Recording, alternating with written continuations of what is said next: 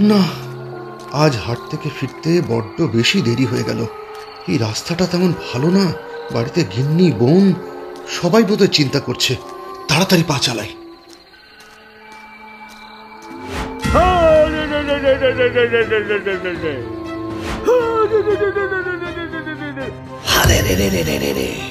কে কে তোমরা? কি চাই তোমাদের? তোর মুন্ডু চাই।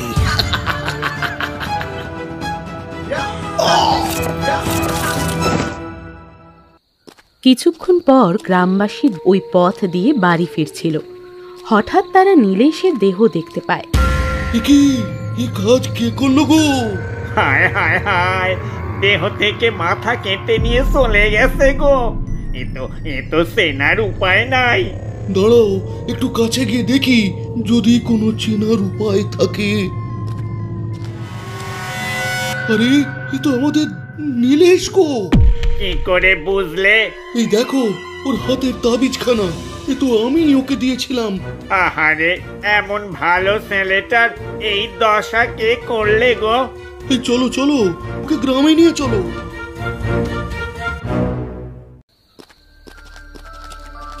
এই বলে গ্রামবাসীরা নীলেশের দেহ নিয়ে ওর বাড়িতে এসে পৌঁছালো।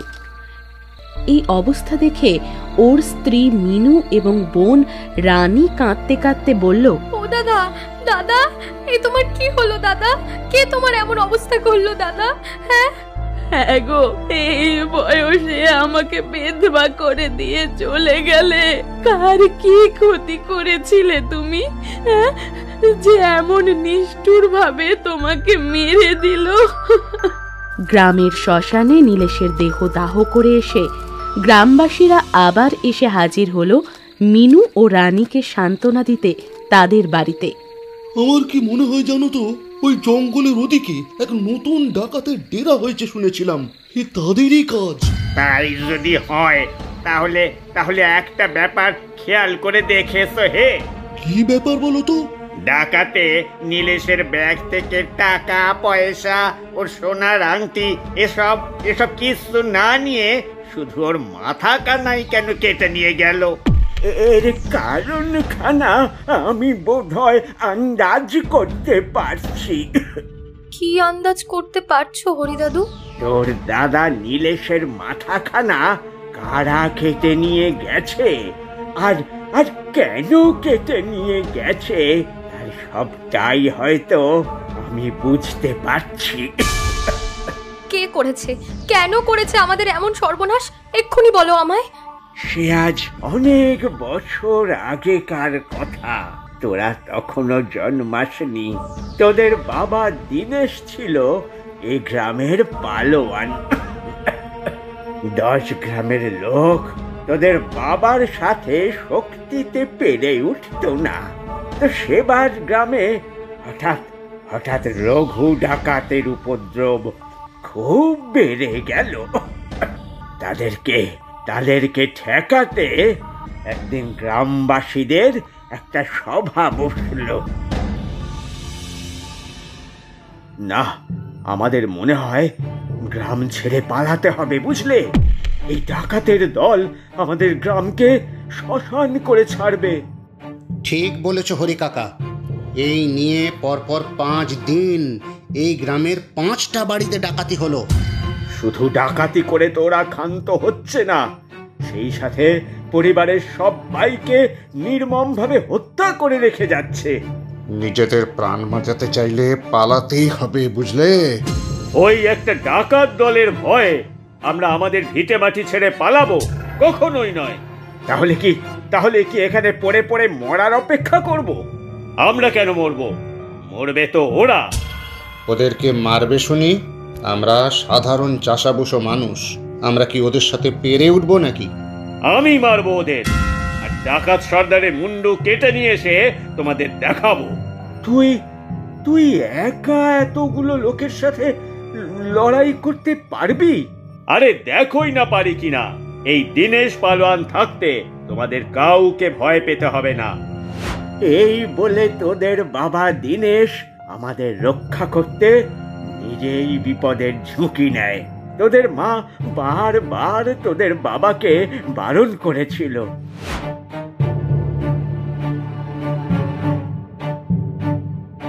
গিন্নি, আজ রাতে তোমায় একা থাকতে হবে, বুঝলে? কেন শুনি? তুমি আবার আজকে কোথায় যাবে? একই গ্রামে ডাকাতের উপদ্রব বাড়ছে, তার উপর রাতে আমি একা মেয়ে মানুষ কি করে থাকবো বলো তো? ওই ডাকাতের উপদ্রব কম করতেই তো যাচ্ছি। মানে কি বলতে চাইছো তুমি? আমি ওই ডাকাত দলকে সবার করে রঘু ডাকাতের মুন্ডু কেটে নিয়ে আসবো। না না, এরকম করো না। তুমি ছাড়া এই গ্রামে আর কেউ নেই নাকি? আমি কিছুতেই তোমাকে যেতে দেব না।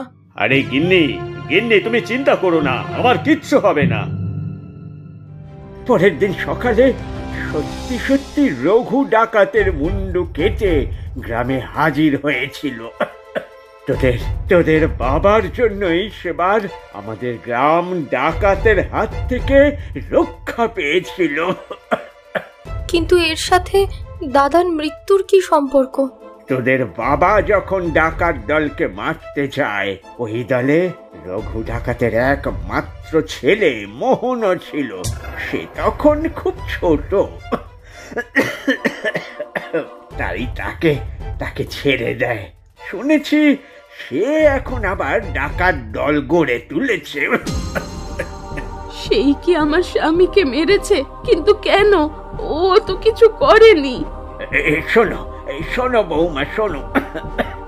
মোহন ডাকাত হওয়ার আগেই তোমার শ্বশুর মশাই মারা যান, তাই বাবার মৃত্যুর প্রতিশোধ নিতেই হয়তো মোহন তোমার স্বামীকে মেরেছে। কিন্তু প্রতিশোধের পালা তো এখনো শেষ হয়নি।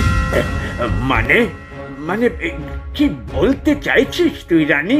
আমার বাবা গ্রামের লোকেদের ভালোর জন্য যে কাজ করেছিল, তার প্রতিদান আমার দাদাকে নিজের জীবন দিয়ে দিতে হয়েছে। কিন্তু এই অন্যায়ের শাস্তি ওই মোহন দস্যুকে ভোগ করতেই হবে। না না রানী, না। তোর দাদার পর তুই আমার একমাত্র সম্বল। তাছাড়া তোর বিয়ে ঠিক হয়ে গেছে। তুই এখন কিচ্ছু করতে যাস না বন্টি। যতদিন না আমার দাদার মৃত্যুর প্রতিশোধ নিচ্ছি, ততদিন আমি বিয়ে করব না। হরিদাদু, তোমরা বৌদিকে দেখে রেখো, আমি চললুম।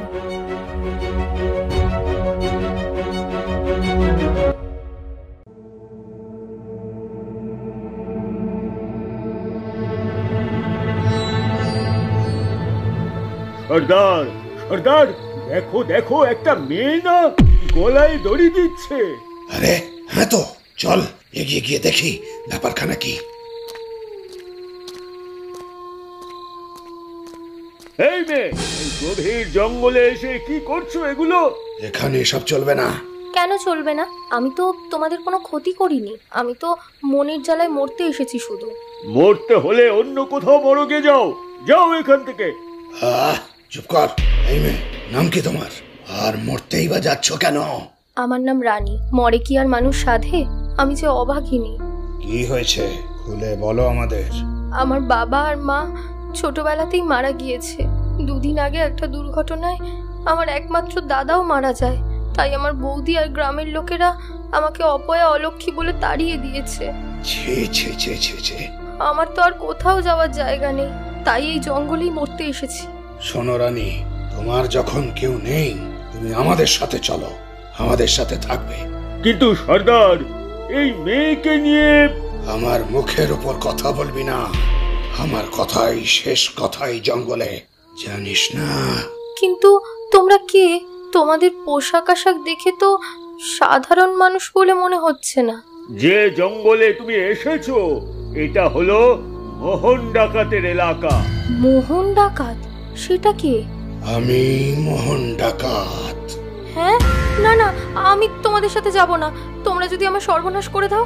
তুমি ভয় পেও না, আমি থাকতে কেউ তোমার কোনো ক্ষতি করতে পারবে না। ঠিক আছে, চলো।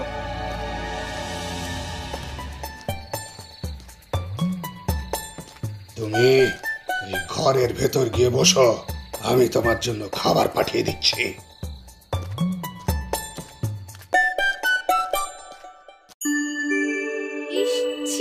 এইসব খাবার মানুষে খায়?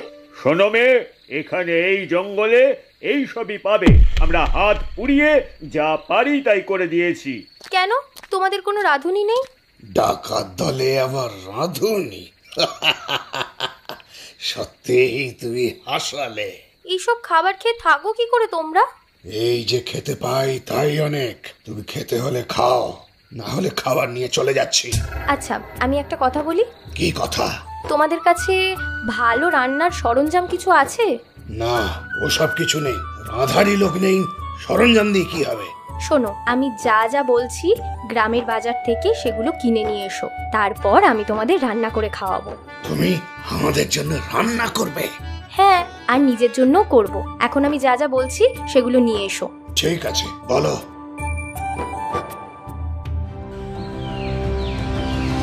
রানীর কথা মতো মোহন ডাকাতের দুই সাগরেদ গ্রামের বাজারে গিয়ে 2-3টে দোকান লুট করে রান্নার সরঞ্জাম ও উপকরণ নিয়ে এসে রানীকে দেয়। সেসব নিয়ে ডাকাতদের রান্নাঘরে রানী সকলের জন্য রান্না করতে শুরু করে দেয়, আর মনে মনে ভাবে, আমার দাদাকে তুমি মেরেছো মোহন ডাকাত, তোমাকেও আমি মারব। না, রান্না তো প্রায় শেষের দিকে, যাই সবাইকে ডেকে আনি। এতে দারুণ সুগন্ধ বেরিয়েছে। এত সুন্দর সুগন্ধিযুক্ত খাবার আমি তো কখনো খাইনি। সত্যি সর্দার, আমার তো আর তর সইছে না। খাওয়া শুরু করি। দাঁড়া, এখন এ খাবার কেউ খাবি না। কেন কেন সর্দার, কি হলো? এই খাবার আগে রানী খাবে, তারপর আমি খাবো। কেন? আমি কি খাবারে কিছু মিশিয়েছি নাকি? তুমি কি আমাকে বিশ্বাস করো না? অত কথা না বলে খাবারটা আগে খাও। বেশ, তাই খাচ্ছি। এই বলে রানী নিজে খাওয়া শুরু করলো। তার খাওয়া শেষ হলে মোহন বলল, ঠিক আছে, এবার তোরা খেতে পারিস। সর্দার, এই যেন অমৃত খেলাম। তুমি এই মেয়েটাকে এনে খুব ভালো করেছো সর্দার। তোদের সর্দার যা করে তোদের ভালোর জন্যই করে। আজ থেকে আমাদের সকলের জন্য তুমিই রান্না করবে। বেশ, তাই হবে সর্দার। এরপর থেকে রানী প্রতিদিন ডাকাত দলের জন্য রান্না করতে লাগলো ঠিকই, কিন্তু প্রতিবার খাবার আগে সেই রান্না মোহন আগে তাকে খাওয়াতো, তারপরেই নিজেরা খেত। এদিকে রানীর রূপ ও গুণে মুগ্ধ হয়ে গিয়েছিল মোহন ডাকাত। একদিন সে রানীর কাছে এসে বলল, রানী, তোমাকে একটা কথা বলার ছিল। হ্যাঁ, বলো, কি বলবে? তোমার রূপে আমি মুগ্ধ, তোমার গুণ অনেক। আমি তোমাকে বিয়ে করতে চাই। এই তুমি কি বলছো?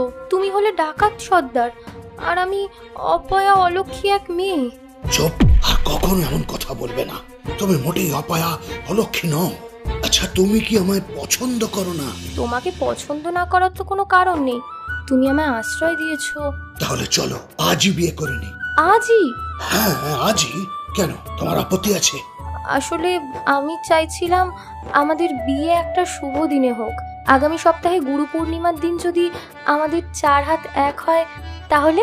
আমাদের ডাকাতদের আবার পূর্ণিমার চেয়ে অমাবস্যাটাই বেশি শুভ।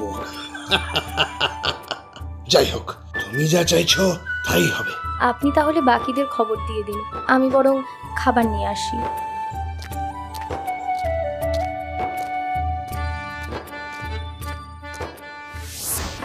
আমার দাদার খুনিকে কিনা আমি বিয়ে করব? কখনোই না। আমি এখানে প্রতিশোধ নিতে এসেছি। আমাকে খুব শীঘ্রই কিছু একটা করতেই হবে। এদিকে মোহন ডাকাত দলে নিজের বিয়ের খবর জানিয়ে দেওয়ার পর সবাই খুব খুশি হয়, কিন্তু এর পরেও মোহন রানীকে সম্পূর্ণভাবে বিশ্বাস করতে পারে না। এখনো প্রতিবার খাওয়ার আগে তাকেই খেতে হয়। দেখতে দেখতে গুরু পূর্ণিমার দিন এসে যায়। সেদিন দুপুরবেলা রান্না করতে বসে রানী ভাবে, না, আমি কিছুতেই এই বিয়ে করতে পারবো না। আজই যা করার আমাকে করতে হবে, তারপর যা হবে দেখা যাবে। বিষ মিশিয়ে এত শান্তির মৃত্যু আমি তোমাদের দেব না সর্দার। এই খাবার খেয়ে তোমরা শুধু ঘুমিয়ে পড়বে, আর তারপর আমি তোমাদের শাস্তি দেব। তোমার খাওয়া শুরু করো, তারপর তো আমরা খাবো। আজ তোমাদের বিয়ে কিনা, তাই বোধ হয় আমাদের ডাকাত রানী একটু লজ্জা পাচ্ছে সর্দার। আমায় মাফ করো সর্দার, এই বিয়ে আমি করতে পারবো না, আর না তোমাদের ডাকাত রানী হতে পারবো। মানে তুমি হঠাৎ এমন কেন বলছো রানী? যেখানে আমার কোনো সম্মান নেই, যেখানে আমাকে কেউ বিশ্বাস করে না, একটা পশুর চেয়েও খারাপ ব্যবহার করা হয়, সেখানে আমি থাকতে পারবো না। আমি আজই চলে যাব। কে কে তোমায় অসম্মান করেছে, অবিশ্বাস করেছে? আমার নাম বলো, আমি তার গর্দান কেটে নেব। তুমি করেছো সর্দার। আমি? কিভাবে? এই যে আমি যাই রান্না করি, প্রত্যেকবার আমাকে আগে খেয়ে বোঝাতে হয় যে আমি খাবারে কিছু মেশাইনি। এতই যদি অবিশ্বাস, তাহলে আমাকে আর বিয়ে করার প্রয়োজন কি? ঠিকই তো, আমি বুঝতে পারিনি রানী। আসলে আমার তো কম শত্রু নেই, তাই বিশ্বাস করতে পারি না কাউকে। তবে তোমাকে বিশ্বাস করাই যায়। আজ আমরাই সবার আগে খাবো।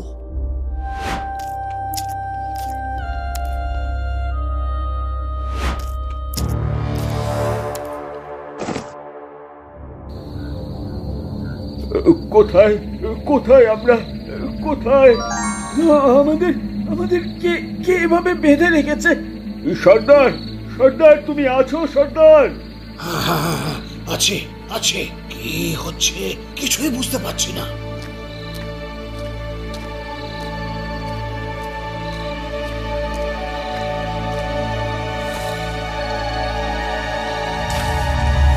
রানী, এসব কি ছেটাচ্ছ তুমি আমাদের গায়ে? আরে দেখো কে আমাদের বেঁধে রেখেছে, খুলে দাও এক্ষুনি। গঙ্গা জল ছেটাচ্ছি সর্দার, এর আগে শুদ্ধ হতে হবে না? গঙ্গা জল নয়, এ তো সর্দার, সর্দার কেরোসিন ছেটাচ্ছে। এ মেয়ে তো আমাদের পুড়িয়ে মারবে সর্দার। কেন রানী? তোমাকে আমি মৃত্যুর মুখ থেকে বাঁচালাম, আশ্রয় দিলাম। এই ডাকাত দলের রানীও করতে চেয়েছি তোমাকে, আর তুমি আমাদের মারতে চাইছো। তুই আমাকে আশ্রয় দিসনি রে, আমি এসেছি তোর কাছে প্রতিশোধ নিতে। প্রতিশোধ? কিসের প্রতিশোধ? আমি কি ক্ষতি করেছি তোমার? তুই আমার দাদাকে নির্মম ভাবে হত্যা করেছিস। কে তোমার দাদা? আমার দাদা হলো সেই দীনেশ পালোয়ানের ছেলে, যে তোর বাবাকে মেরেছিল আমাদের গ্রামকে রক্ষা করতে। কে? তুই দীনেশ পালোয়ানের মেয়ে? বেশ করেছি তোর দাদাকে মেরেছি, তোর বাবাকে তো মারতে পারিনি, তাই ওকে মেরেই বাবার মৃত্যুর প্রতিশোধ নিয়েছি। আর এবার আমি প্রতিশোধ নেব আমার দাদার মৃত্যুর। না না, তুই কিচ্ছু করবি না। এই মেয়েকে আমাদের বিশ্বাস করাই উচিত হয়নি সর্দার। একবার ছাড়া পাই, ওকে দেখে নেব। ছাড়া পাবি তো, কিন্তু মৃত্যুর পর। কেরোসিন ছেটানো হয়ে গেছে, এবার তোদের সকলকে জ্যান্ত পুড়িয়ে মারবো আমি। না না রানী, এরকম করো না, আমার ভুল হয়ে গেছে। আমাদের ছেড়ে দাও রানী। তোদের ছেড়ে দেবো? কখনো না। তোদের ছেড়ে দিলে আবার কত নির্দোষ অসহায় মানুষকে তোরা মারবি, তাদের সর্বস্ব লুট করে নিবি। তার চেয়ে তোদের মরাই ভালো।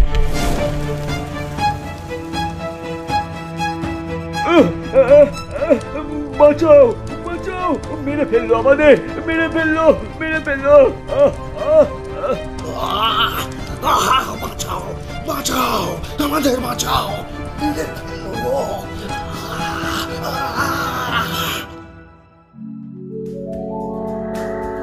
নিজের প্রতিশোধ পূরণ করে রানী ফিরে এলো তার গ্রামে। সবাই ডাকাত দলের মৃত্যুর খবর পেয়ে খুব খুশি হলো, আর এমন বুদ্ধি ও সাহসিকতার জন্য রানীর নামে জয়ধ্বনি দিতে লাগলো।